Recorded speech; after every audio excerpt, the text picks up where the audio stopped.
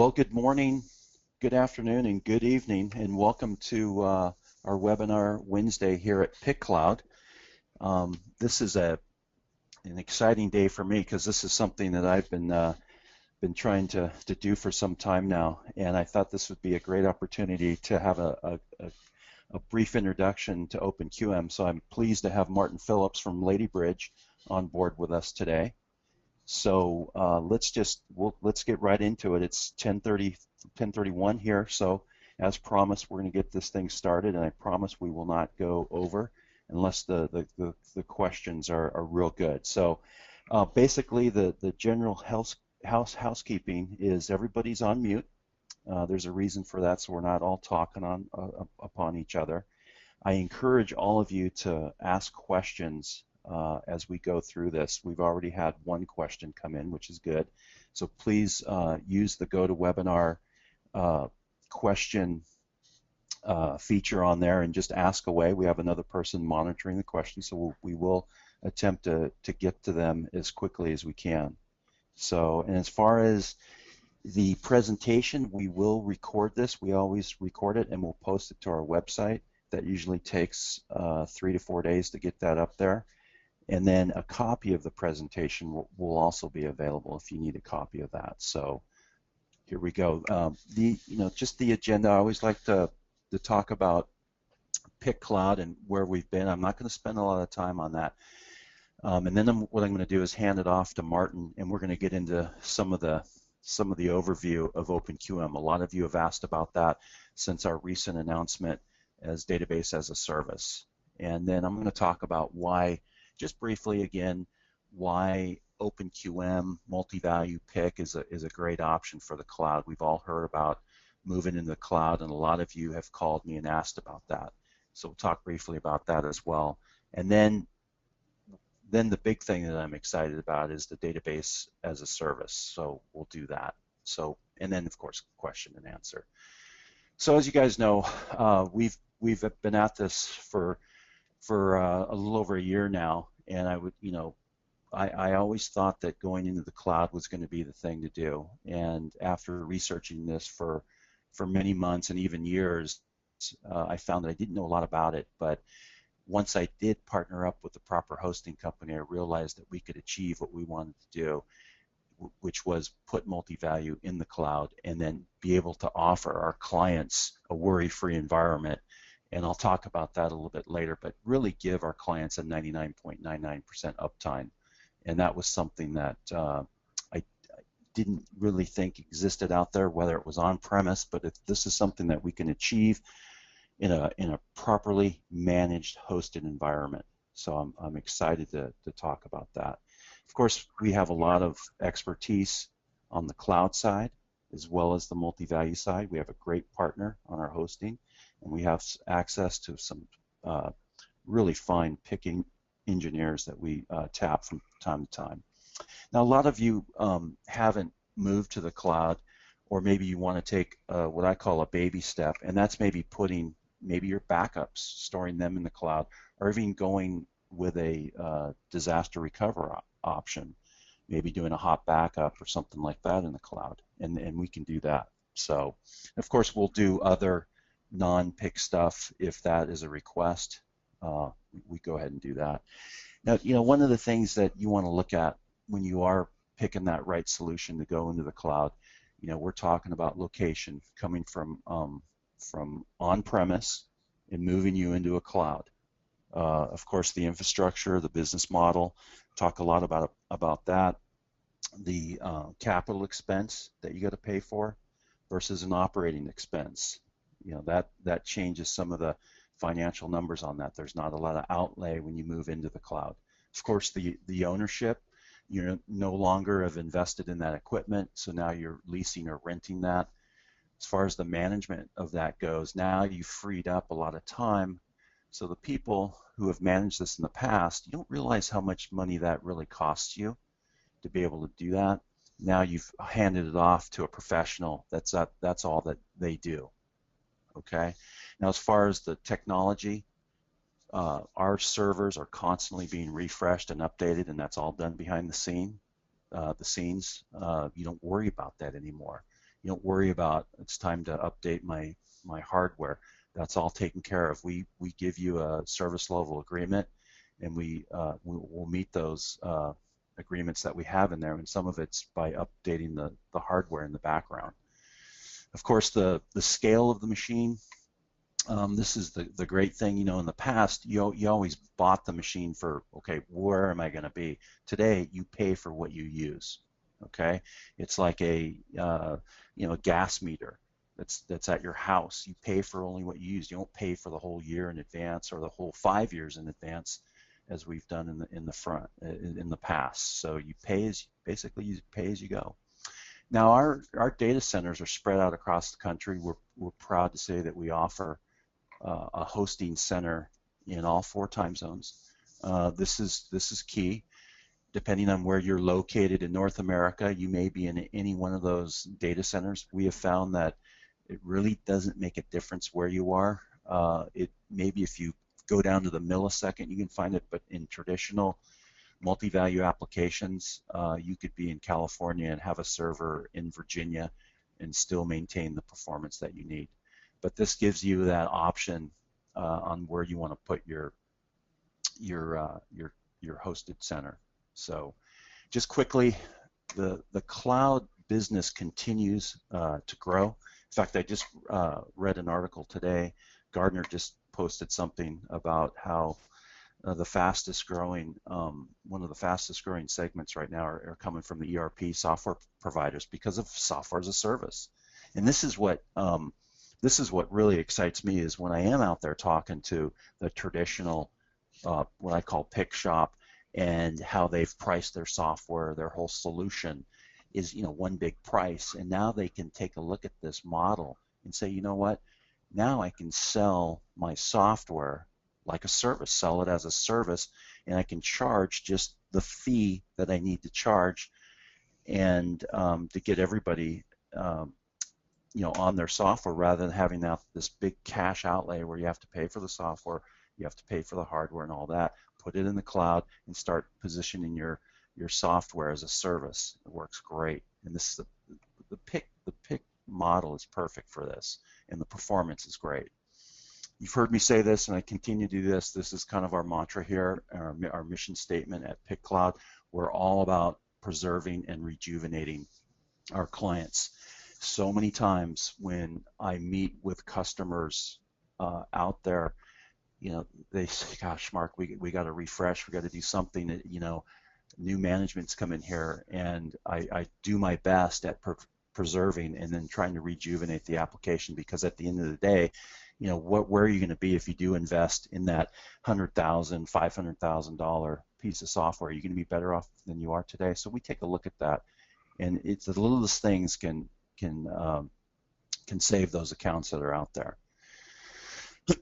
So for our clients, you know, some of them, they're a little confused by the cloud, and they don't realize, well, I don't know if it's really for me, but it's been out there, and it's been out there for a long time. Google Platform is one that's coming out there now, where it's actually going after the same business that we're doing. They're offering cloud solutions as well that would work, even in a Windows environment as well as their Unix environment. All these apps, Twitter and Facebook, Flickr, Gmail, of course everybody uses Gmail. That's all cloud-based. Of course, the other ones, Hotmail and Yahoo, it's all happening. And one of the biggest apps that are out there that have been working pretty well is the Facebook app. Of course, Dropbox. We all use this. And one of my favorites is Salesforce.com. Software // We don't need that on site anymore. It's all in the cloud, and they've done a pretty good job of keeping that working well. Of course, the Adobes, the Microsoft last year or a year and a half ago, Office 365, it's all cloud-based. And now this is the thing that gets me really excited, is now, thank goodness to Ladybridge and PickCloud, now we have a solution that we can go out and offer OpenQM database as a service. And what I'm going to do is we'll get into that a little bit later, but before I hand it off to Martin, and to get into some of the detail, because a lot of you have asked me, you know, what does it take to move over to OpenQM? Excuse me. So let's just take a quick poll. I always like to interact with our audience out there. let's just see where you're at today as far as your database that you're using today, just to get a feel for it. Sometimes this helps our presenter so they have a feel for the environment out there. So on your screen, you're going to see a question out there, and if you could just answer it. I'll give you guys about a minute to answer that. I appreciate the feedback that's coming in. This is good. This is good to know. So when we do take a look, the people that we do bring over, of course, we would assist if you need the help in a migration if you wanted to hop onto OpenQM. So we're about 20 seconds left in the poll. I see they're still trickling in, which is good. I appreciate the feedback. It is always helpful.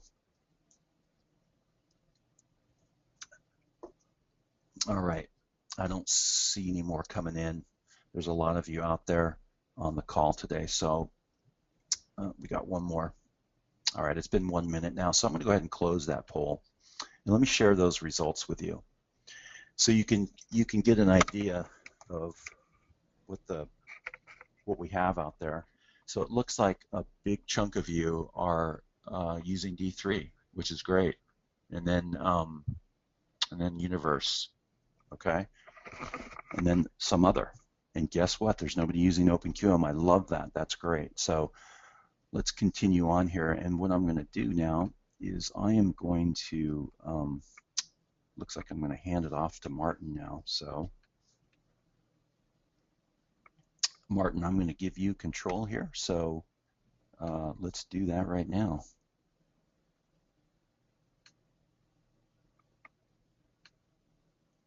All right.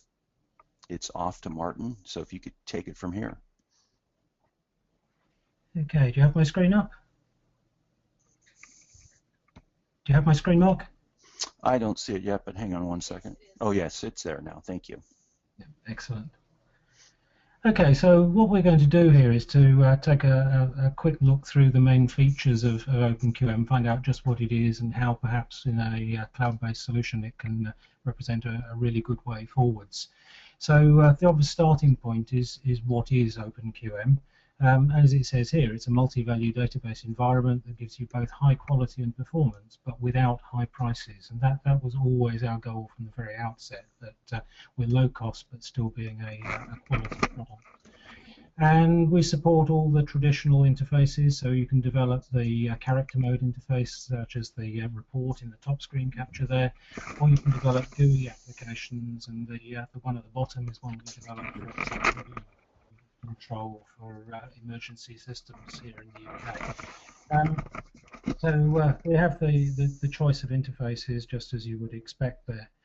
QM's well established. It's been around for about 13 years in the marketplace, but actually started life as an embedded database 20 years ago.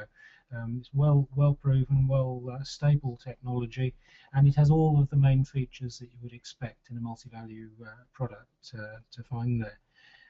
However, having said that, we're not a clone of anybody else, and we never will be. We have good compatibility, but at the same time, we are a unique product in that way. It does produce a good migration path, though. We have tools for migration from D3, from the U2 products, from JBase, and perhaps fairly soon from some of the other products as well. So QM, as it's normally abbreviated, QM runs on all the major platforms. So we can run on Windows, that's XP and later. Even though Microsoft now dropped XP, we will continue support for QM running on XP for the foreseeable future. And that's either 32-bit or 64-bit window platforms we run on. We run on most versions of Linux, 32 or 64-bit again. We run on FreeBSD. We run on the Mac systems, again 32 or 64-bit processors. We run on AIX, and we run on Solaris. And if there are other major platforms that we're not running on, then we'd like to hear about them, and we would certainly look at extending things to do that. We also run on some less likely platforms here, and probably the most obscure one is the little Raspberry Pi computer, less than $35. Originally an educational tool and great for learning about databases, but we've had serious inquiries from people looking to use this in commercial products along the way. So we have support for most platforms along the way. But what what do you actually get in QM? So we're going to walk through some of the major components of the system, just looking at what is in there and what the capabilities of the system are. And then we'll have a quick look at actually a demonstration of a couple of features having done that. So first on my key features list here, we have the file system itself. Obviously, as a data management product, the file system is central to everything that happens. And so we have a high-performance self-tuning file system. And the self-tuning bit there means that there's no more requirements for routine resizing of files. It just happens automatically, quietly in the background without any intervention. And that makes the product absolutely perfect for 24/7 systems where you don't have the opportunity for downtime through which you're going to retune files and so forth. So self-tuning, and as it says there, high performance as well. We've seen some really good performance figures out of the file system along the way. To help performance, we have balanced tree indices, and the effective use of those in programs and query scripts can make massive improvements to performance that you would get when searching large volumes of data. Individual database tables can have many indices, all maintained completely automatically, and all used equally automatically by query commands and by embedded selection operations inside applications. In terms of file sizes, individual database files up to 16 terabytes, which should be enough for most people, I think, there. So we can support some very, very large systems. And we also have the concept of distributed files. Breaking up large data sets would allow you to go beyond the 16 terabytes, but that's not the reason these exist. But it allows you to break up data sets into perhaps annual reporting sets there, so that you're only searching minimum amount of data you need to when producing reports. So the file system offers quite useful capabilities there and features there, and one of the things we have to look very seriously at here is security of one's data from the point of view of unauthorized access. And so we provide data encryption within our file system as one of the options you can make use of. And here we have the choice of either field or record level encryption using the industry standard AES encryption algorithms in their 128, 192 or 256-bit forms. We would recommend use of record encryption because it's actually stronger than encrypting individual fields, but where the need is there to give different users different levels of access to the data within records, field encryption is really valuable. We were a little concerned in the design of data encryption that we didn't want to leave loopholes such as the application developer needing to know encryption keys. And so in our system, the keys are actually just identified by names that the application developer would know, but they have no way to find the actual key string itself. And that ensures that you don't have a weak point in the security there. The only person who needs to know the actual key strings is the person who looks after them, a role we identify as the security administrator. And administrators can set individual access rights for users or groups of users to control what degree of access to the data within the file system they have. And another little area that we chose to address during this, as well as dealing with unauthorized access on the live system and theft of backup tapes and trying to restore them somewhere else, we also dealt with the problem of the theft of the entire system by having an option that you have to put in the master password when you boot up the system, and that addresses that classic situation of the laptop left on the bus quite nicely. So we have security there that can be restricted to individual users with very strong control where needed. So data encryption gives us resilience against unauthorized access. The other thing, of course, that you need data resilience on is against failures of systems, and part of our solution to that is provided by our data replication features, although this has many other uses in creating hot standbys and merging data and so forth. going to build up a little diagram here of how OpenQM's data replication works. And to start off, I'm imagining we have a branch office somewhere that has a data file or many data files that we would like to replicate into a regional office. And we can set up our replication system to say all updates onto the files within the branch are automatically passed across to the regional office, including handling things such as network failures and then restarting after the network recovers, or indeed failure of either of the two systems through power failures, whatever. Not that those should happen, of course, in a cloud-based system. But we can cope here with failure of either end or the network and recover from that afterwards. So everything that happens in the branch in this little diagram gets replicated into the region. But our data replication is not just simply one-to-one as that diagram, but we support many-to-one, where the data can be brought in from multiple branches to a region, and that could be either populating 3 separate branch files or one regional file that merges the data from the 3. We can do one-to-many replication, where we take data from one area and send it to many target systems, and we can do many-to-many replication, which largely leave to your imagination how complicated that can become. But we don't stop there. Our replication system goes a step further and says, well, maybe the region now wants to replicate onwards to a head office system. And we know this one as cascade replication, where an update now applied in any of those branches will find its way to the region and to the head office in just a matter of seconds from it being applied in the first place.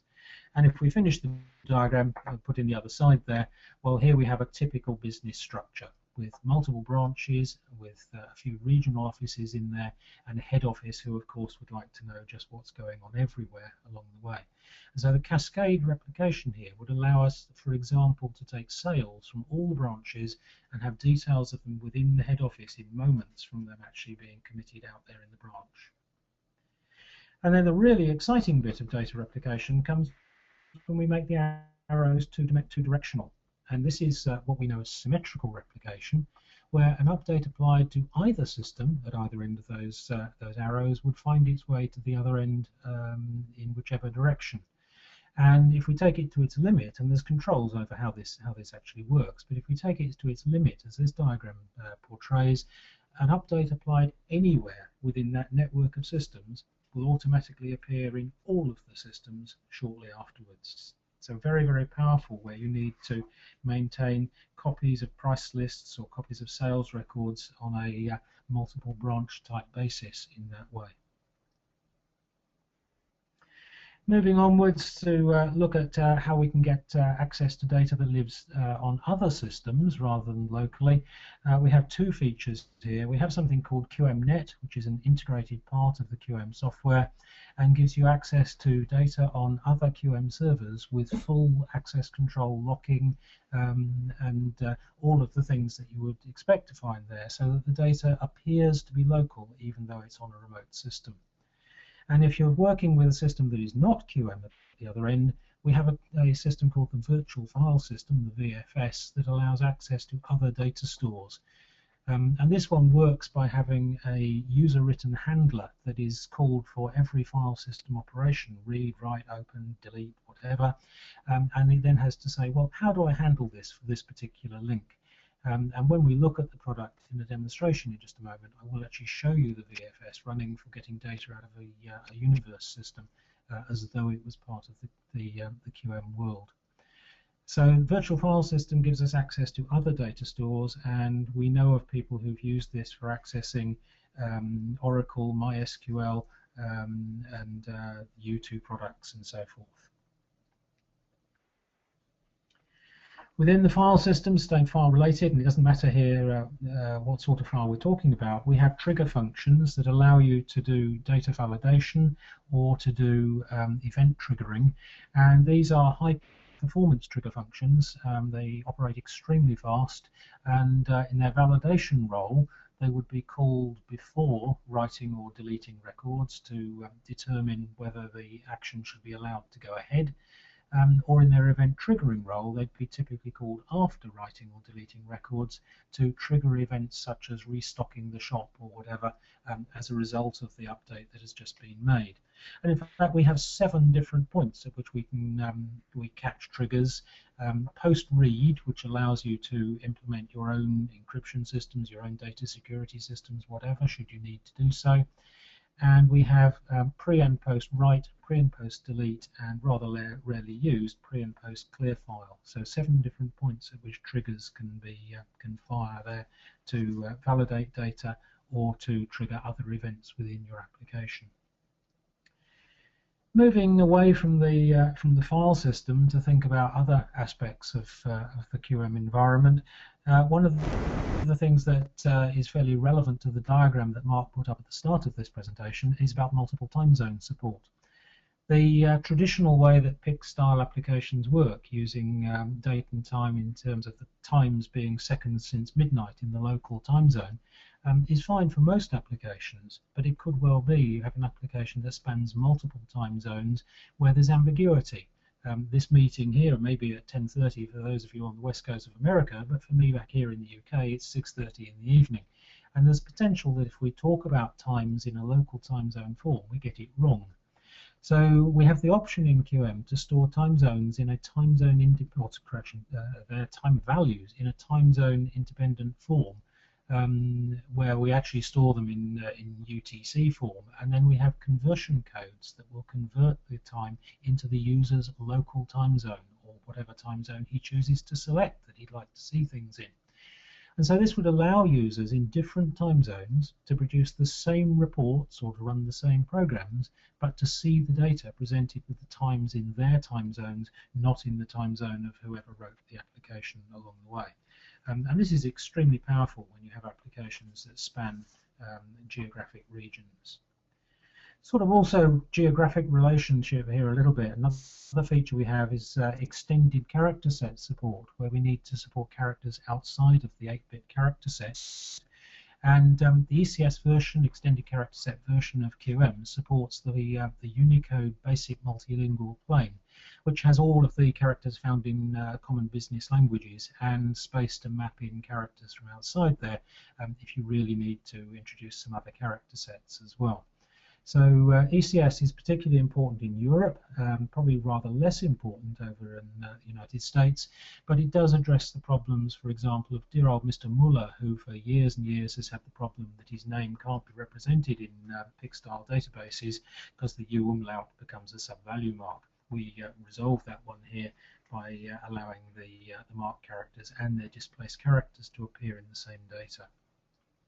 And as part of the ECS development, the ECS structures, there are language-specific character maps that define the sorting rules, the upper and lowercase character pairing, and various other attributes such as is this character a letter, is it a digit, and so forth. And just picking one of those, the sorting rules, the accented characters in particular in different countries sometimes have different rules about where they should appear in sorted data. Some languages say the accented characters appear with their unaccented ones. Other languages say no, the accented characters come after all the unaccented characters. So it is local choice, and again what happens here is that a user can select the character map that is relevant to them, and therefore the two users can produce the same report but see it sorted differently according to their local language conventions. Moving on to think about connectivity, one of the things that we've done fairly recently in the QM world is we've added IPv6 support for all of the socket-based interfaces. So when that moment comes that we finally do make the move to IPv6, we're already there waiting to go. And this applies to all of the features such as incoming network connections into QM, the socket-based interfaces that are available in our basic programming language. It applies to other features such as the data replication networks and so forth. Every network connection interface supports IPv6. In terms of coming in to QM from the outside world, we have a universal API which we use for access from other programming languages, and as it says here, this includes languages such as C, C++, C#, VB.NET, PHP, ASP, Java, and many more. And indeed, some of our users just continue writing new wrappers around the client, the QM client API, to give us new interfaces, new capabilities. These allow you to write applications in other languages that make access to a QM database to retrieve information. And as well as the languages listed there, we also have versions of QM Client that can be used in native mode applications on iOS or on Android devices, so that you can have a native mode application on those devices that accesses a QM database to bring back sales information or whatever it may be that your application needs to display. And QM Client isn't limited just to reading data out of files or writing data to files, but you can also execute commands, execute subroutines, but it's all done with a carefully designed security interface to make sure that we don't give away the keys to the world there by opening up this API. Over the years that QM's been around, we've done a great deal to extend the traditional multi-value environment. The command language has many new commands, many capabilities, none listed here in detail. There are just far too many to decide which ones to show. We're very hot on diagnostic and development tools. There are many of those to help the users develop applications, and many other little useful commands that people have said, wouldn't it be nice if we could have this? Well, there it is. Usually it's in the product.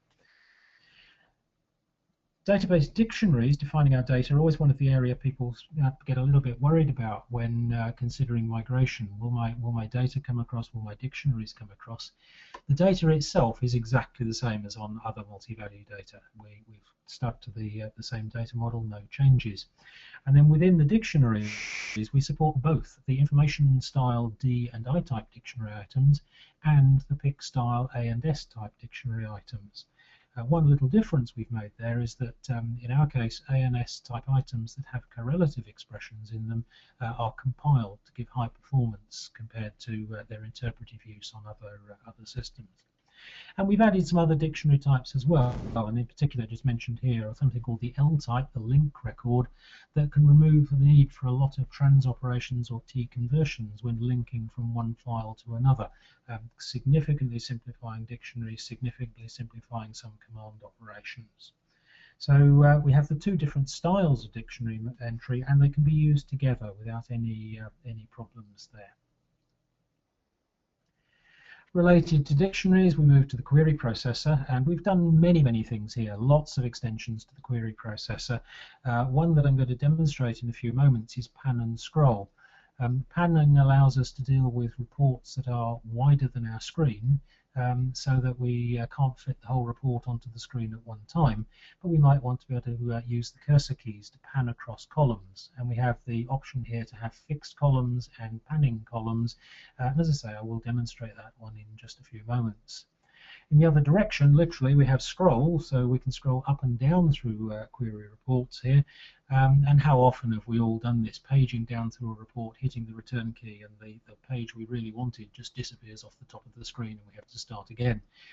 With our query processor, we can page up and down through the report as far as we like, going back up to the top, start in the middle, whatever it is we may want to do to look back at previous data. We also added the request of a user in Australia. We added a concept called reporting styles that went down a storm with these customers. They thought it was brilliant along the way. And what this does here is to allow us to apply report styles to different parts of a query processor report. The different lines that come out of a query report, we decide they fall into one of 7 categories, which are things like page headings and column headings and detail and subtotals and so forth. And for each of those categories, you can decide that on the screen you'd like to show it in a particular color, or when printing onto a printer that you want to show it in a particular font weight. So, for example, you could have the totals appearing in bright blue on the screen or in boldface on a printed report, that sort of thing. And again, we'll see this in the example I'm going to run through in just a few moments. As I say, we've done very many things to the query processor, lots of new reporting modes, lots of new keywords, and I've just picked out here at random really that we've extended the averaging concept because somebody asked us some time ago when you use the average keyword, which of the 3 mathematical averages is it? Is it the mean, the median, or the mode? Well, we made sure we got all three now, and also we have automated cumulative values, which always struck me as something that was missing in the standard query processor definition. But there are many, many other features in our query processor, including the ability to do direct output into CSV format for users who want to export data to Excel or other things that require CSV data. The programming language itself, again, we've extended this massively along the way. Lots and lots of useful little functions in there that have improved the language. But a couple of the major things we've added recently. Object-oriented programming, not quite so recent. This one was 7 years ago we added this one. And we've done some updates fairly recently to it. But this allows us to fully integrate into the existing standard basic language all of the features that are familiar to OO programming advocates. And rather than replacing everything we've done in the past, what this does is to give us a really powerful new tool in the toolbox to help us in developing really good, really well-structured applications. Very recently, we added something called exception handling, which again you find in a lot of the other languages out there these days, and it gives us a much better way to control error conditions. Indeed, when I talked about this one at the Spectrum conference earlier this year, one of the members of the audience said, "What, no more reports?" Well, indeed, it allows us to catch all the unexpected errors in our application and handle them neatly, rather than having to put error handling onto every single operation along the way. Now, those two particular features, the OO programming and the exception handling, are very relevant to users or developers who are coming to the MultiValue world from languages such as C++, C#, Java, whatever, where they are used to having these features and expect to find them in their new world there. Another new feature, again very recent, this one was announced in April this year at the Spectrum conference, a concept called data collections. And a data collection is an arbitrarily multidimensional set of data stored internally or managed internally as name-value pairs. And this maps directly onto the data constructs used by languages or representations such as JSON and XML, and is very relevant to web development, allowing construction of very, very powerful, very fast parsing mechanisms for the data we receive from websites and so forth. And again, very, very many more things we've done in the basic programming language, and we continue to develop this one as new ideas come to us from our users. Sort of approaching the end of the discussion of the product itself here, the licensing. QM is available from one user upwards and scales very well to large systems. We have demonstrated it running well over 1,000 users on a system, and we feel happy to go higher than that without any problems. Every license for a QM system includes the Accuterm terminal emulator at no additional charge, and if you're not familiar with Accuterm, it has a very, very powerful GUI programming capability in it, as well as all the conventional things you would expect from a terminal emulator. So an extremely high quality product that we're very pleased to include with QM. And of course, looking to other aspects here, the obvious one, the PIC cloud hosted environment, we believe represents the best pricing model available for a hosted solution. So that's a tour through the product itself. What we'll do now is we'll take a little look at a couple of very, very straightforward little examples, just to show you some of the things that the product has in it. The problem, of course, of being a core database vendor rather than an application vendor is we really don't have anything really exciting we can show. But we'll have a look and see some of the things here. So we'll start out with simply just listing a sales report, the traditional character mode report on the screen here. But you'll see that here we have this concept of reporting styles, where I've put the page heading and the column headings into yellow, and the body of the report there just in white on the page. Notice down the bottom there the prompt telling me what I can do. Well, I can walk down through the report, through the pages of the report there. But I can also, you've got left and right there available to us. So I can pan across, and as I pan across here, you notice that the left-hand column, the sale number, is a static column. All the rest of the columns are moving around. Again, reporting styles, we can see down there that I've done the subtotals in boldface, so a little bit more excitement there. And I can walk up through the report, note the page number down the bottom right, going backwards, so I can go backwards or forwards, I can walk through there, or I can go directly to a particular page just by typing its page number. So I can walk up and down through my reports in that way. Staying with the concept of report styles, if I produce this one as a printed report, I could arrange to use boldface and italic type and things like that if I wish to do so. And also there is a feature which I don't have a demonstration of, but the same user in Australia who requested this asked to do the concept of a boxed report, where we draw a few lines into the report structure when we print it on a printer. And it ends up with something that is really pleasing to users who no longer say, oh, it's just a character mode report, or where's my nice fancy display output, and they really quite like that one. So that's one of the things we can do. Another one that I've got set up here is this idea of the virtual file system. Anybody taking part in this webinar who is a Universe user may be familiar with the Universe demonstration database, which is a little sales application selling things for circus acts. And I've got the Universe database installed here, and I've set up the virtual file system to allow me to access it as under this name uv.inventory.external. And if I hit the button there, that report that just appeared on the screen, all the data there came out of the Universe database. It was not in any way stored locally. That was a direct access record by record to a Universe system. And this is bidirectional. We could update records as well in exactly the same interface there without any problems whatsoever. So we have the ability to use our virtual file system to access these different systems. The final demonstration I was going to do here was just to have a quick look at something which is a fairly crude example, but of the Accuterm GUI. I've seen some really, really good examples of Accuterm GUI. The one I've got here is just a very simple file management system. But if I go in there, I've got a file called orders, for example, and I've got a little screen through which I could look at and indeed edit the dictionary.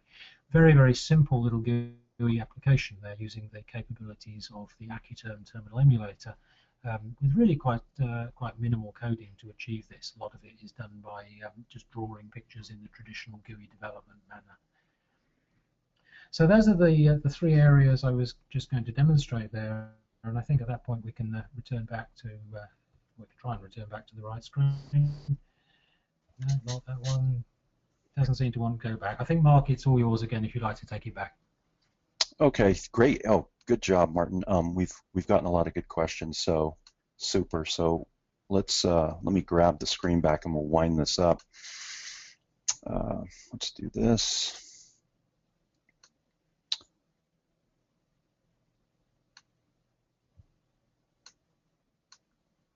Okay, let's wrap this up here.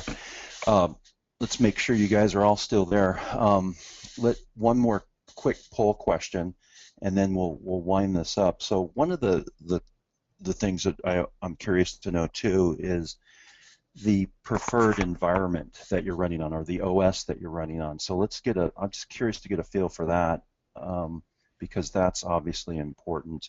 One of the things Martin talked about, or I don't know if you mentioned it, Martin, but the environment, of course, it runs on pretty much all the different flavors that are out there. When we're talking cloud, obviously we work with many different environments, but predominantly we're headed towards the Windows Linux environment. So if you're on something other than that, we will take another look at that, a closer look at that.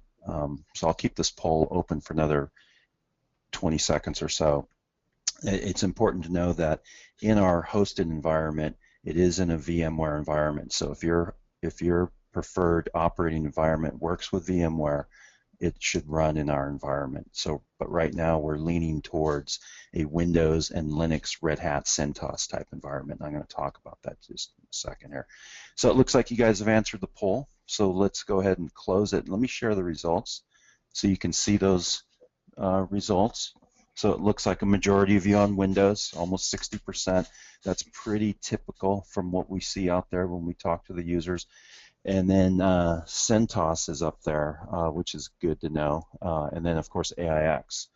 So Good. Thanks for taking that poll. So let's get back into let's wrap this up now. So as far as our environments that we have chosen to go with at PicCloud, like I said before, if it's in a VMware environment, right now we're supporting the following environments. So whether it's Red Hat, CentOS, or even Windows Server 2012. Of course, we still deal with 2008. That's an option out there. And then as far as the equipment, the infrastructure, I'm pleased to announce that we go with a proven partner in HP. Of course, our networks are going to be the Palo Alto switches and firewalls, Juniper, with unbelievable equipment that we use, and then our web filtering, OpenDNS, which is a nice thing to do to keep the malware and all that off. We offer that as an option as well, which is a good thing to do. So basically, in a nutshell, we offer what I like to say the best infrastructure money can buy without having to pay for it. You're basically just paying the monthly fee to use it. Okay. Now, the other thing that has come up too that is often overlooked is compliance. Compliance is real important. And our partner that we have, of course, PCI, that's one that's out there. HIPAA comes up all the time. We talk about that often. The SOC 3, and then the latest one is the GLOBA, GLBA, on the financial side. All of those, we adhere to all of those standards when we're in our cloud. So when we talk about our hosting environment, this is something that is going to be offered to you. Now, this is the thing that got me real excited when we partnered up with Ladybridge, is to be able to offer this product that Martin showed today for $15 per seat, and we're able to do that. Everything that you saw today is going to be included in that, and this is the monthly fee that we're talking about. This is the fully functional OpenQM license. We've had some questions around that, so I'm going to try to address some of those too. Martin, he briefly showed you AccuTerm. That's included in that $15, okay? And then, of course, the infrastructure that's going to be out there. And what we're looking at for the minimum infrastructure that we're looking at is the one virtual CPU, the 8 gig of RAM, and the 60 gig of disk. Now, when you look at that, the disk is probably about half of that is going to be consumed by the operating environment, i.e. Windows. If you've ever loaded Windows onto a new system, you'll see that it probably takes up about 30 gig, okay? And then the bandwidth coming in and out of the data center, that's going to be included in there too. So if you exceed that bandwidth, which is, if you're just doing a traditional multi-value application, probably not going to exceed that. If you have any sort of web service and that particular machine is located in the data center there, that's not going to count as bandwidth. It's the stuff coming in and out of the data center, okay? Now, what I like to do is when we compare this, because when we are talking to clients out there, this is I came up with this number, 18 users as an average. That's about, we see a lot more than that. We see some a little bit less than that, but this was the average. And if you're out there configuring just your typical, we'll take a D3 for instance, since there's a lot of D3 users out there. If you were to go out and configure a new D3 system today, this is the retail price that it's going to cost you, okay? You're going to have to buy the license, which is $499 per seat, okay? You're going to have to pay the maintenance on that, all right? And the current maintenance right now is $99, all right? So you add that up. So you're looking at 18 users, just over $10,000 to get going on that, on a new server. Okay, now if we compare that to what we're doing in the cloud with OpenQM, you can see the difference there. We're only charging the $15, okay? The support is included in that, so your monthly fee is going to be $270 a month. And that don't forget now, that includes all of the hardware and the hardware, what I talked about before, the HP. A lot of people don't believe me when I say this. It's all the infrastructure that we talked about. Okay, now if you're going to need more than that, more memory or more disk, there's going to be a charge for that. You can maybe see it go up a couple bucks here, $1 there, depending on how much you need. Okay, but you're getting all the infrastructure, you're getting the full OpenQM license, all the AccuTerm and all that kind of stuff that you need for the $270 for the 18 users. So that'll give you an idea of what it's going to cost to do that.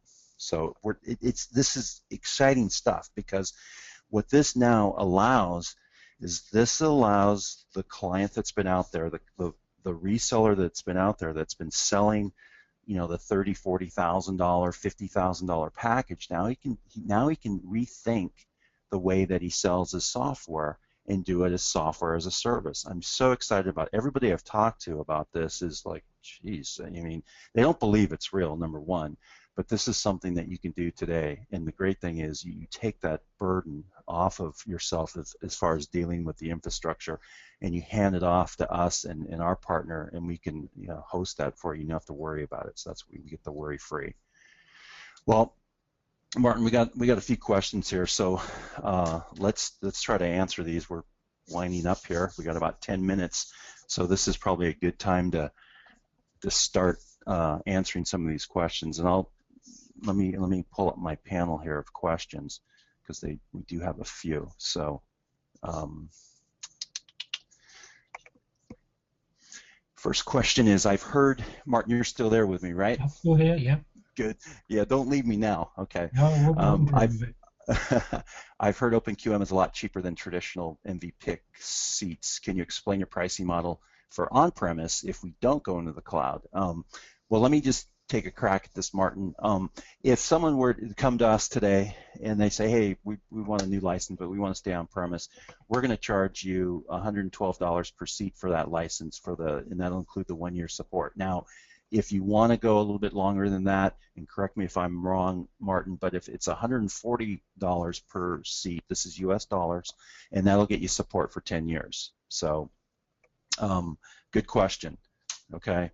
The other question that has come in, is OpenQM case sensitive or case insensitive, or can it be both with a toggle switch like D3? It is case insensitive predominantly, is okay. probably the way to put it. And there are options, programming language-wise, there are options to turn on and off case sensitivity. Command language-wise, it is possible to make it completely case insensitive, but the normal behavior is sort of partially case insensitive. So I think the easy answer is yes, it's possible to make it either. Okay, good. Now, another question here. We've got a lot of D3, which is good. We're interested in doing a trial in the cloud. Can you read a D3 virtual tape so I can selectively restore from our file save? We can read file save and account save tapes that are written in compatible mode. Don't ask me what D3 option that is, because I'm not a D3 user, but there is an option to create something called a compatible mode tape, and we can right.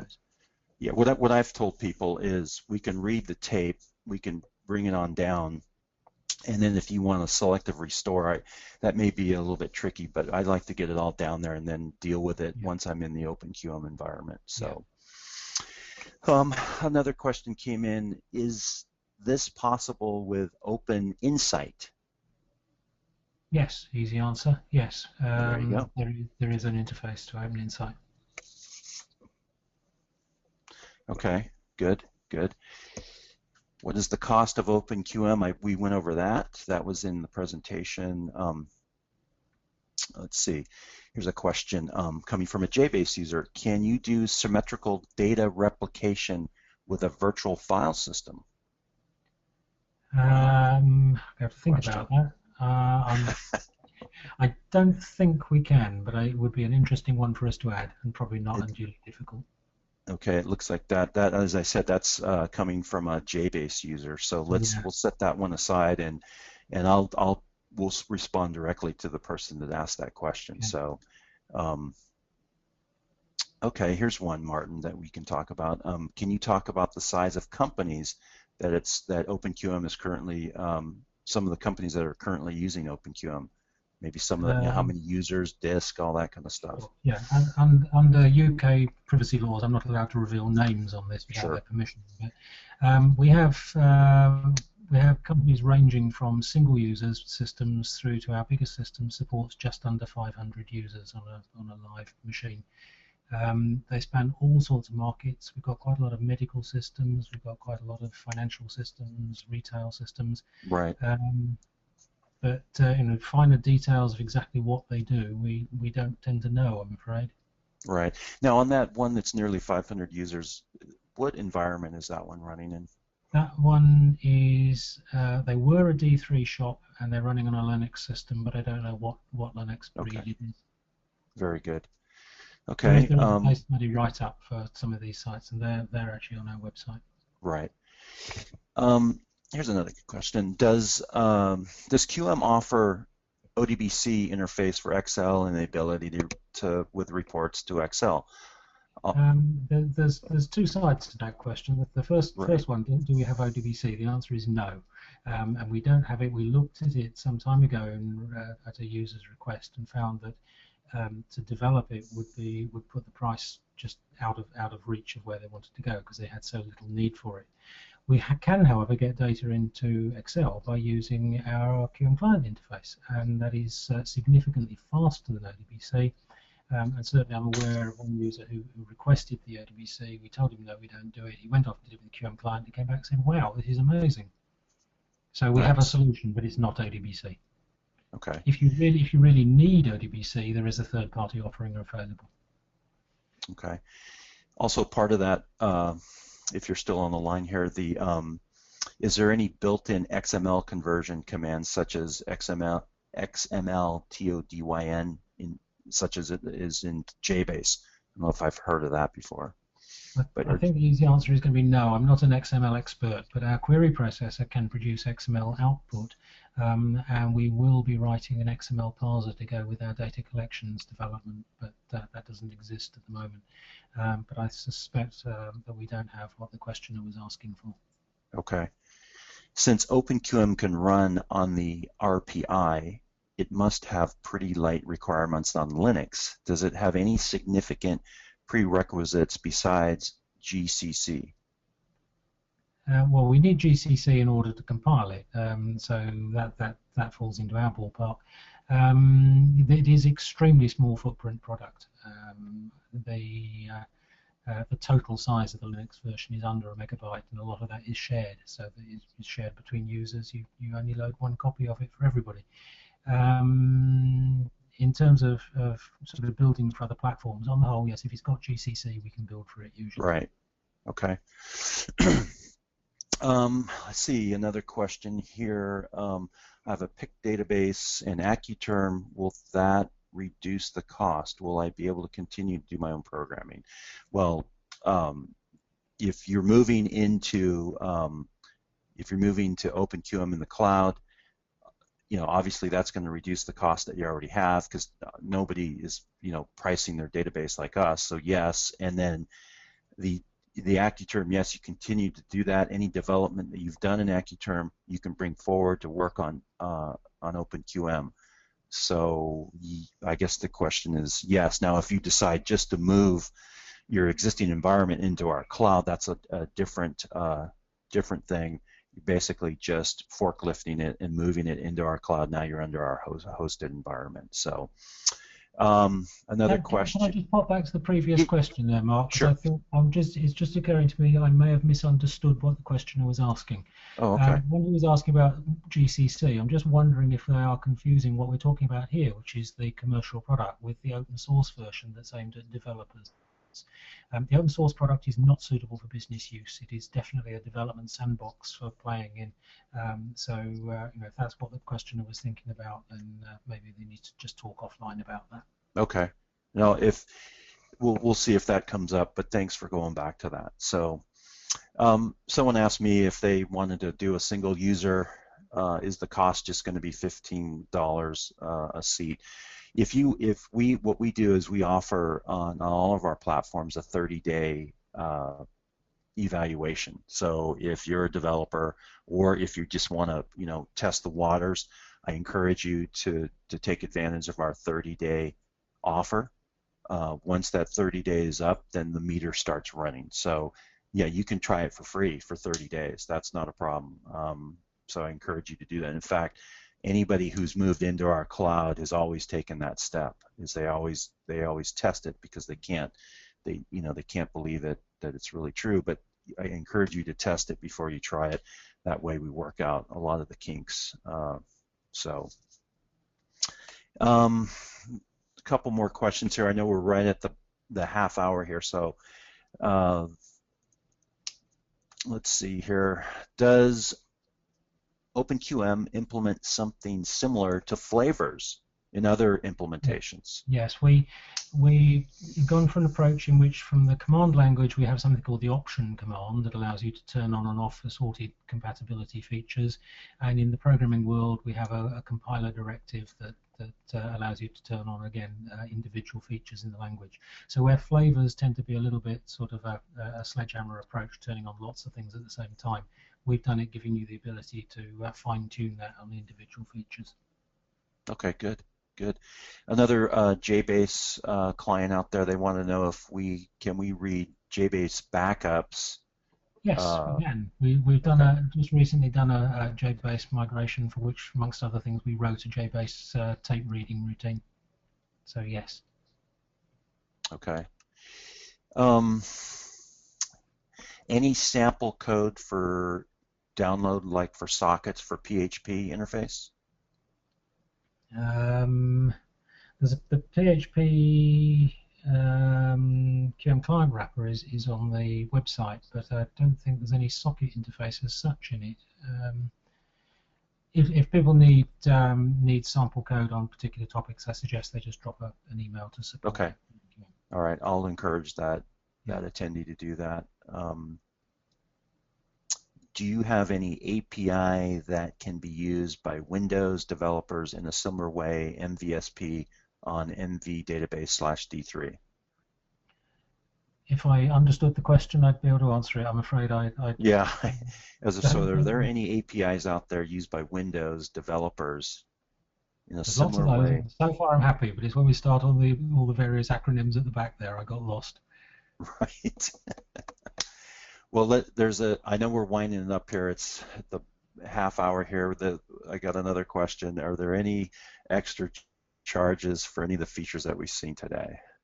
Yes, the data replication is a chargeable option. Okay. All right. Now let me just say, as far as you guys have asked a lot of good questions, and we're going to wrap this up now, but what I would encourage you to do is stay tuned. We want to take a deeper dive into some of this stuff at another date, and we like to do webinars here at PicCloud. So one of the topics that we talked to Martin about is we're going to get a little more deeper into data collection and exception handling. Those are some of the topics that have come up that we'll spend a good half an hour, 45 minutes on. So this is good. Check our website often. And congratulations for everybody that's on the call today. You were entered into the drawing to receive a $25 Amazon gift card. So with that, I would like to thank you, Martin, for being on the call today, taking time, and all of our attendees that have taken this hour to learn more about OpenQM. I encourage you to come to our website to take a look at Martin's website as well. If you want more information, please email us at info@mypic.cloud, and we will get back to you. Look us up on the web, of course, like us on Facebook and all that good stuff. So with that, Martin, thank you very much, and thank you to all the attendees, and we'll look forward to seeing you guys all next time. Goodbye, everybody.